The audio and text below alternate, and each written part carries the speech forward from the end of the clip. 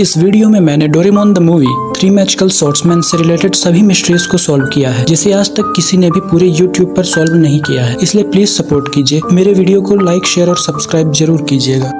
Who is Toriho? तो आप लोगों ने Doraemon the movie 3 magical swordsman तो जरूर ही देखी होगी, और जिसने अच्छे से देखी होगी उसे तो ये अच्छे से पता होगा कि रियल विलन ओडोरोमी नहीं बल्कि तोरिहो ही है। तो सबसे पहले जान लेते हैं कि आखिर ये तोरिहो है कौन। तो तोरिहो दरअसल फ्यूचर से है, और ये मैं 100% यकीन के साथ कह सकता हूँ, क्योंकि मेरे पास कुछ ऐसे प्रूफ हैं जो कि इस चीज को सेटिस्फाई करते हैं कि तोरिहो फ्यूचर से है। जैसे मूवी के स्टार्टिंग में तोरिहो नोबिता को बेरीज देता है, जिसे वो ज्ञान के फल कहता है। तोरिहो उड़ सकता है, वो कई सारे फॉर्म्स में बदल भी सकता है। एग्जाम्पल के लिए old man, owl, salesman etcetera. Movie में हमें वो नोबिता के छत के ऊपर फ्यूचर में बात करते हुए भी दिखाई देता है। हेलो हेलो, क्या आप सुन रहे हैं? क्या आप 22वीं सेंचुरी के डिस्पैच सेंटर से बोल रहे हैं? और यहाँ तक कि तोरिहो मूवी के एंडिंग में सेल्समैन के रूप में दिखाई देता है, जो कि ड्रीम मशीन को वापस ले जाता है। अब आपको ये लग रहा होगा कि इससे कैसे पता चल सकता है, वो ड्रीम वर्ल्ड से भी तो हो सकता है, पर ऐसा नहीं है। प्रूफ्स में मैंने जितनी भी चीजें बताई हैं, वो सारी चीजें तभी पॉसिबल हो सकती हैं जब किसी के पास डोरेमोन जैसे फ्यूचरिस्टिक गैजेट्स अवेलेबल हों। अब आपको ये लग रहा होगा कि अगर तोरिहो सच में फ्यूचर से है, तो वो नोबिता के वर्ल्ड में आखिर आया कैसे और क्यों? तो तोरिहो फ्यूचर का एक क्रिमिनल हो सकता है, जिसके पीछे टाइम पेट्रोल पड़ी है। वो चाहे तो आसानी से किसी दूसरी टाइमलाइन में जाके छिप सकता है, लेकिन इससे टाइम पेट्रोल को आसानी से पता चल जाएगा। इसलिए उसने नोबिता के डेस्क के ड्रॉर को चुना, जो कि टाइम मशीन का एक पोर्टल है। अब आप सोच रहे होंगे कि डोरेमोन के पोर्टल से आने पर क्या टाइम पेट्रोल को पता नहीं चलेगा? तो इसका आंसर है नहीं, क्योंकि वो एक लाइसेंस्ड पोर्टल है, जो कि शिवाशी ने टाइम पेट्रोल से ग्रांट किया है। Mystery of dream world. तो जो हमें 3 मैजिकल स्वॉर्ड्समैन का ड्रीम वर्ल्ड दिखाया जाता है, वो तोरिहो ने खुद बनाया है। अब चूंकि तोरिहो फ्यूचर से है, तो उसके लिए तो ये सब करना पॉसिबल ही है। वो कैसेट जो तोरिहो ने नोबिता को दी थी, वो नोबिता और उसके दोस्तों को कुछ समय के लिए ड्रीम वर्ल्ड से कनेक्ट कर देती थी, जिसके बाद सपना टूटने पर नोबिता और उसके दोस्त वापस रियल वर्ल्ड में आ जाते थे। तो अब आप ये सोच रहे होंगे कि तोरिहो आखिर ड्रीम वर्ल्ड में गया कैसे? तो इसका जवाब यही है कि तोरिहो के पास कुछ ऐसे फ्यूचरिस्टिक गैजेट्स होंगे, जिनकी मदद से वो आसानी से ड्रीम वर्ल्ड में आ जा सकता था, बिल्कुल उस एंटीना की तरह जिसकी मदद से नोबिता और उसके दोस्त ड्रीम वर्ल्ड से कनेक्ट हो पाते थे।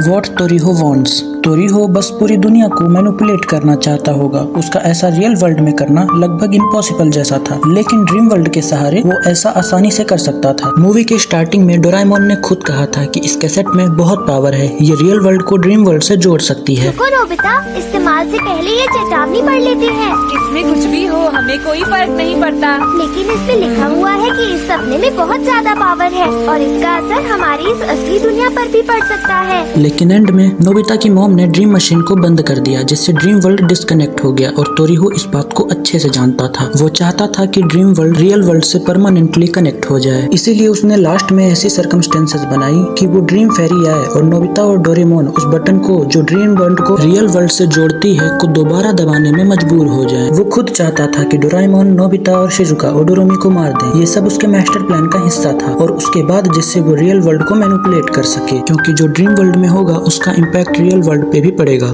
Reality of dream machine. Toriho dream machine के बारे में अच्छे से जानता था, इसीलिए उसने स्टार्टिंग में नोबिता को वो बेरीज दी और लालच दिया, और जब बाद में नोबिता ने और बेरीज मांगी, लेकिन इस बात को इग्नोर करते हुए उसने ये कहा कि तुम्हारे पास तो शिरोगाने तलवारबाज की ताकत है। बस इतना कहकर वो वहाँ से चला गया। तुम्हें मुझसे कुछ चाहिए क्या?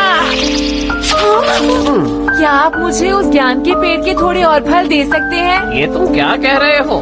क्या तुम नहीं जानते, तुम्हारे पास तो उससे भी बड़ी एक ताकत है। क्या कहा? उससे भी बड़ी एक ताकत?